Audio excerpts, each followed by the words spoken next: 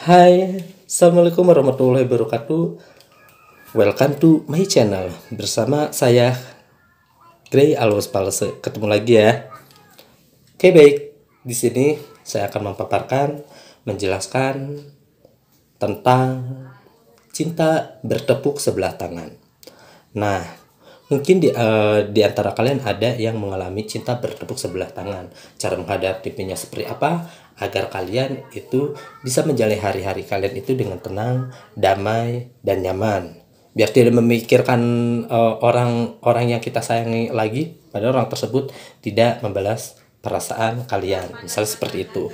Nah, jika kalian mencintai atau menaksir seseorang, tapi orang tersebut tidak membalas perasaan kalian, mungkin di sekeliling kalian, teman, saudara, bahkan keluarga kalian menyuruh kalian untuk menjikirkan orang tersebut atau untuk melupakan orang tersebut. Nah, di sini saya akan memaparkan bagaimana cara menghadapinya. Oke, baik. Yang pertama, kalian boleh saja kesal. Contoh misalnya, kalian boleh nangis. Itu hal yang wajar, hal yang lumrah. Itu wajar-wajar saja kalian menangis. Kalian merasa kesal. Atau misalnya kalian memukul-mukul bantal sampai menangis. Itu hal yang wajar juga. Yang paling jitu, kalian berteriak sekuat tenaga agar pikir kalian plong. Misalnya contoh, saya kasih saran, kalian teriaknya itu jangan di tempat yang ramai, disangkanya nanti kalian orang gila. Nah, kalian berteriak silakan di dalam air saat kalian berenang.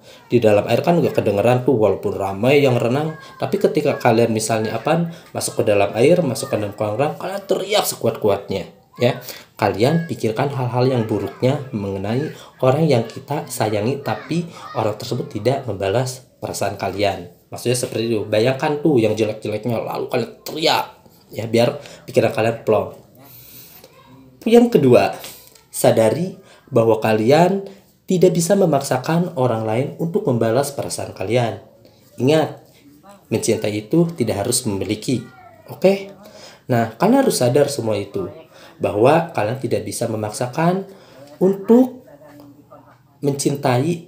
kalian tidak bisa memaksakan orang lain untuk mencintai atau untuk membalas perasaan kalian. Ya, kalian harus sadari itu agar kalian cepat bisa melupakan atau bisa kalian mencari pengganti yang baru. Ya. Yang ketiga, beri ruang untuk diri kalian sebanyak mungkin. Maksudnya seperti ini. Di video sebelumnya, saya sudah menjelaskan di tema bagaimana cara move on. Nah, di tema cara move on itu ada poin yang harus menyibukkan diri sendiri. Nah, di poin tiga ini hampir sama, beri ruang untuk diri kalian sebanyak mungkin. Contoh, kalian misalnya yang tadinya kalian tidak pernah bergabung sama teman-teman kalian ayo berusaha untuk bergabung. Kalian membicarakan hal-hal positif atau membicarakan masa depan kalian. Itu akan seperti apa? Ya, membicarakan hal positif aja. Kalian silakan kalian bercerita sama teman-teman, ya, agar kalian itu bisa sedikit demi sedikit bisa melupakan orang yang kalian sayangi, tapi orang tersebut tidak membalas perasaan kalian, ya. Poin yang keempat, pikirkan hal apa saja yang membuat dia tidak cocok untuk kalian.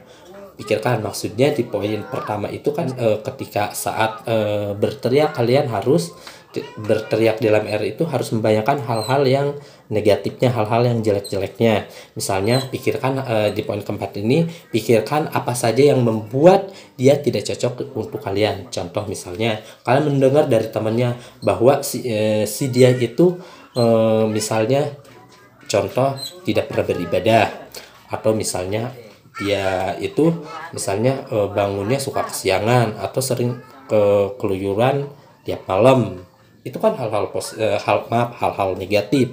Atau misalnya ketika kalian sudah memiliki nomor handphonenya, ketika misalnya kalian telepon itu tidak pernah diangkat, di chat di WA itu checklist biru 2 dibaca tapi tidak dibalas. Nah, itu hal-hal yang negatif menurut kalian, ya. Itu hal-hal yang harus dipikirkan, ya, agar kalian bisa misalnya bisa membuka lembaran yang baru untuk orang lain. Dan yang terakhir, yang kelima ini, jangan masukkan itu ke dalam hati. Maksudnya jangan masukkan apa yang udah terjadi itu ke dalam hati. Ingat, tidak semuanya orang tidak membalas perasaan kalian. Ya, tidak semuanya orang. Karena jodoh itu ada di tangan Tuhan. Ingat, jodoh kalian itu sudah ditentukan oleh Tuhan. Maka dari itu, kalian ketika terjadi sesuatu dalam hidup kalian, itu jangan dimasukkan ke dalam hati. Kalian harus ikhlas, pasrah, atau harus sadar diri. Atau misalnya kita ikhlas aja ya. Nah, semoga video ini bisa ngebantu kalian. Bagi kalian yang sekarang lagi mengalami cinta bertepuk sebelah tangan, saya doakan semoga kalian bisa mendapatkan lembaran baru atau pasangan baru ya. Ingat, jangan lupa di subscribe, di like, kalian juga boleh komen di bawah ini karena gratis. Jangan lupa hidupkan loncengnya. Itu aja yang bisa sampaikan tema hari ini yang mengenai cinta bertepuk sebelah tangan. Oke, wassalamualaikum warahmatullahi wabarakatuh.